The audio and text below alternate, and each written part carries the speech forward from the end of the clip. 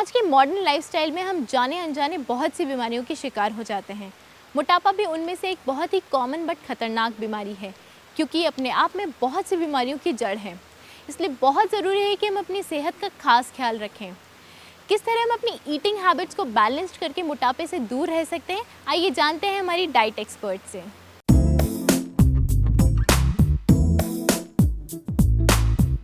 नमस्कार, मैं हूँ साक्षी और आज हम बात करेंगे ओबेसिटी या मोटापे के बारे में।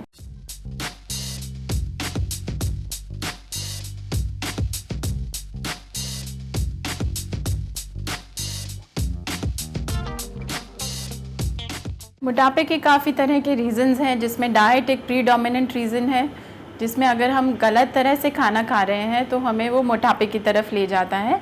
सेकेंड रीज़न जिसको हम कह सकते हैं जेनेटिक प्रीडिस्पोजिशन। कई लोगों में बच्चे इनहेरिट करते हैं अपने पेरेंट्स से वो जीन्स जिसकी वजह से वो मोटे होते हैं। बाकी रीज़न्स है आपकी फ़िज़िकल इनएक्टिविटी या आपका एक्सरसाइज ना होना, ये भी आपको मोटापे की तरफ ले जाते हैं। बाकी कई तरह की बीमारी भी हो सकती है, जिसमें हम थायराइड डिसऑर्डर एक मेजर रीज़न है जिस वजह से हम ओबीस होते हैं। ओबेसिटी या मोटापा होने की वजह से हमें diabetes, blood pressure, heart elements, cancer, ये सब बीमारियां भी हमें हो सकती हैं।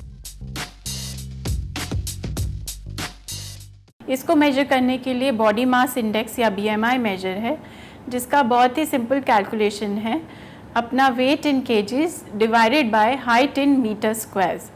तो अगर ये आपका 18.5 से 24.5 के बीच में आता है तो आप नॉर्मल वेट में आते हैं।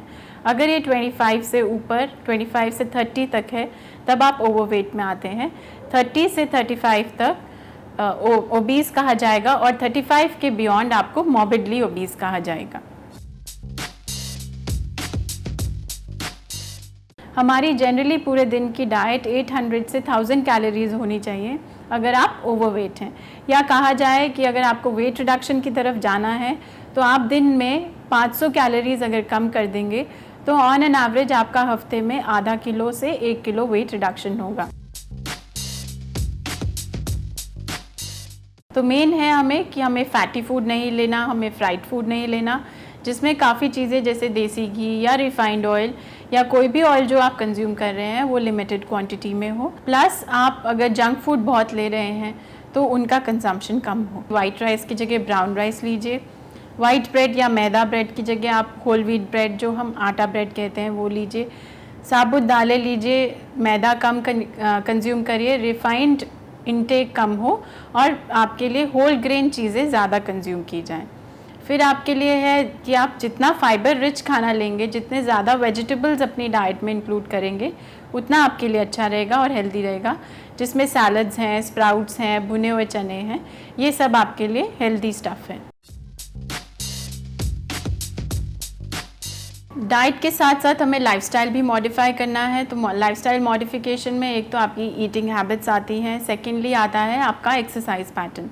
आपका एक्सरसाइज पैटर्न ऐसा होना चाहिए कि कम से कम 1 घंटा वॉक, ब्रिस्क वॉकिंग जिसमें हो वो डेली हो और at least 6 times in a week हो।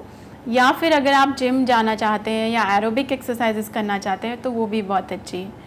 जो लोग वॉक पे नहीं जाना चाहते या नहीं जा सकते, वो किसी भी गेम या किसी भी स्पोर्ट्स में अपने आप को इंडल्ज कर सकते हैं, जिसमें स्विमिंग हो, बैडमिंटन हो, कोई भी ऐसी गेम हो जिसमें वो शौक़ रखते हो, ताकि उससे उनका एनर्जी का आउटपुट बढ़ जाए और वो एक बैलेंस में आ जाए और उनका वेट रिडक्शन पे हो।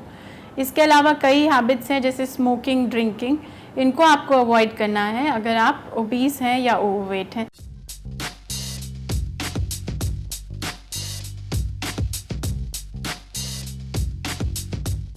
तो आज मैंने आपको मोटापे या ओबेसिटी के बारे में कुछ हेल्दी टिप्स दिए जो मुझे लगता है बच्चों से लेकर एडल्टहुड में सबके लिए रेलेवेंट रहेंगे।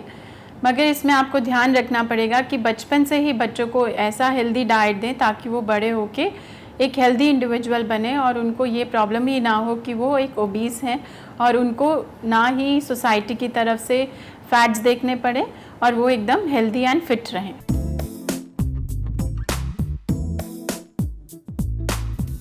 तो देखा, अपनी ईटिंग हैबिट्स में थोड़ा बहुत बदलाव करके हम मोटापे से किस तरह बच सकते हैं।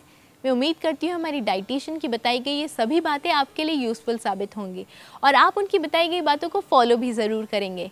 पर अब प्रोग्राम में वक्त हो गया एक छोटे से ब्रेक का, तो मिलते हैं इस ब्रेक के बाद।